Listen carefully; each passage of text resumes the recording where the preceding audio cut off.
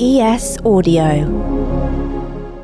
From the Evening Standard in London, I'm David Marsland, and this is the Leader Weekends. Every Saturday, we bring you a bonus episode of our business podcast, How to Be a CEO. This is a cut-down version, so hit the link in the show notes to hear the full thing, or search your podcast provider for How to Be a CEO.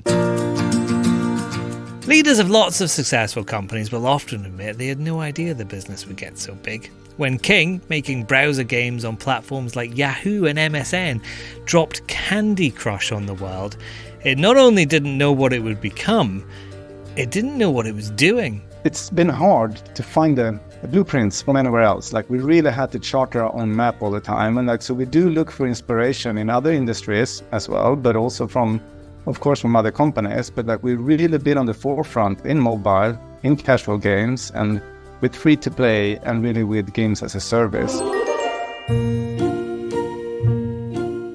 Tjodolf Sommestad is the man hired by King more than a decade ago with a remit to stabilise declining revenues in its skill games.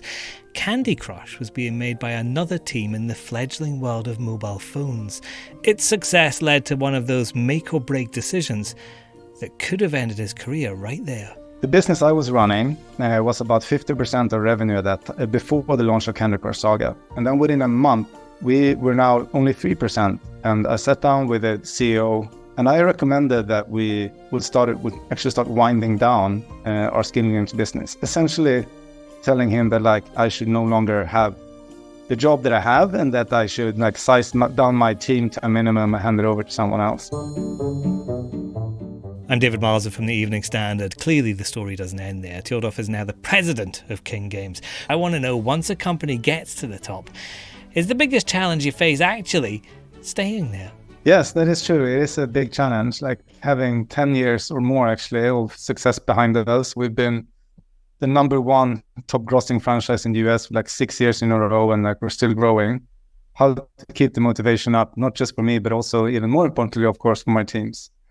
For us, it's about having impact. When we launched Candy Crush Saga, the idea was that it would be a saga, a game that you can keep playing for many, many years, and not just a game that you paid some money for or downloaded and played for a bit, and then you moved on to the next game.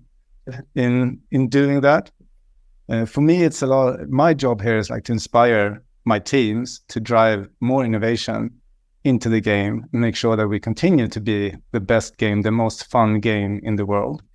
But also paying a lot of attention to details and making the things that are really fun just even more fun, or deliver even more of it as well. So if I give you some examples of that, when we launched Candy Crush Saga in 2012 on mobile, we had 65 levels, 60 really fun, enjoyable puzzle levels that you could crush candies, and if you were successful, you moved on to the next level.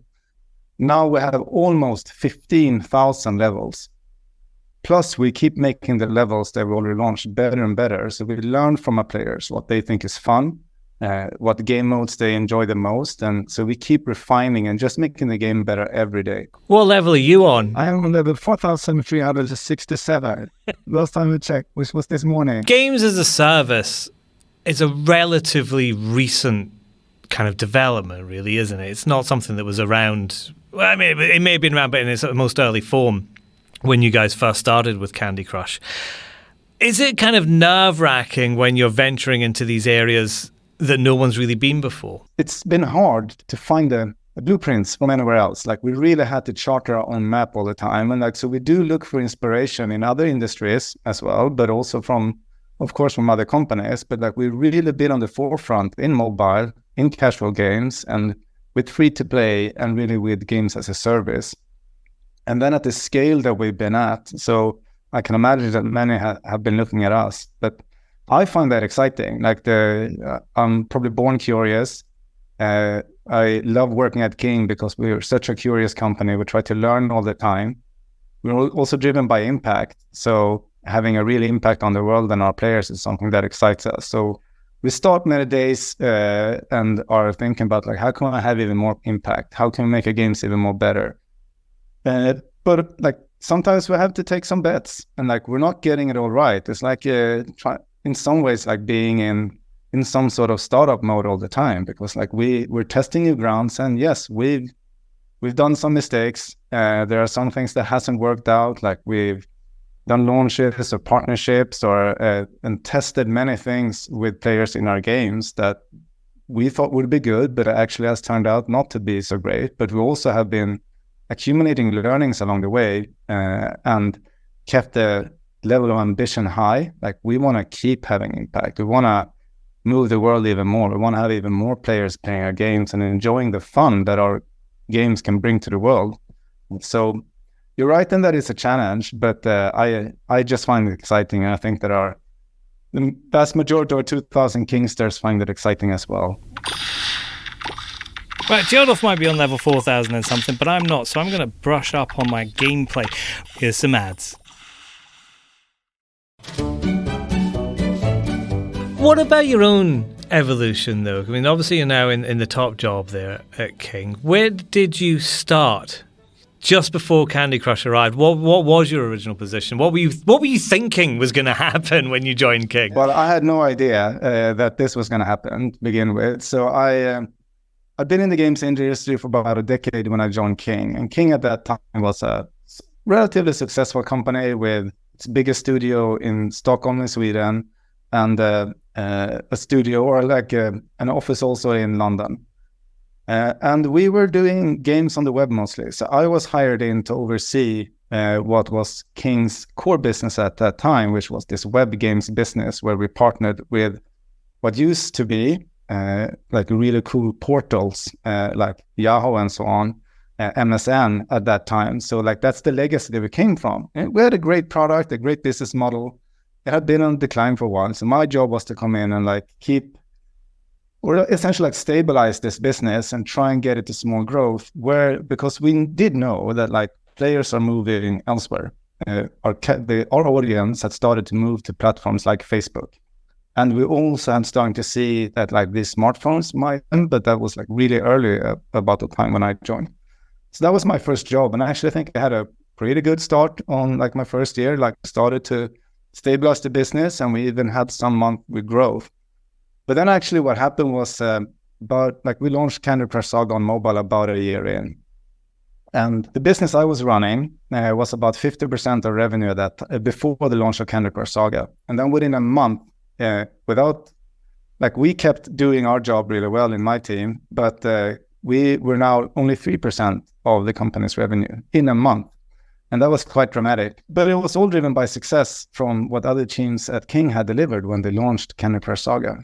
What I did at that time, which is like an important moment in my career, is that I thought about the future of the skill games that I was working on. And I sat down with the CEO at that time, who was my manager, and said, actually, like, I think we've been doing really well here, but shouldn't we focus on launching even more mobile games and like investing behind the success of Candy Crush Saga even more? And I recommended that we would start winding down our skill games business, essentially telling him that like I should no longer have the job that I have, and that I should like size down my team to a minimum and hand it over to someone else.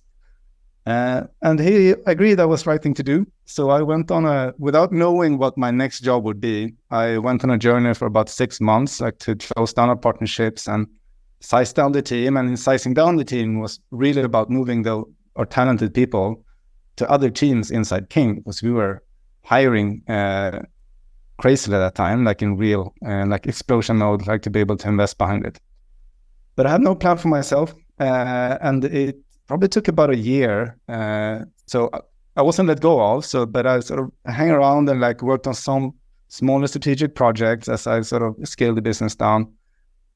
And then about a year in, I was given the responsibility to oversee the Stockholm studio. And that was where we built Candy Crush Saga and the Candy Crush Soda Saga. But it was a defining moment in my career, because I really took a leap of faith in doing the right thing.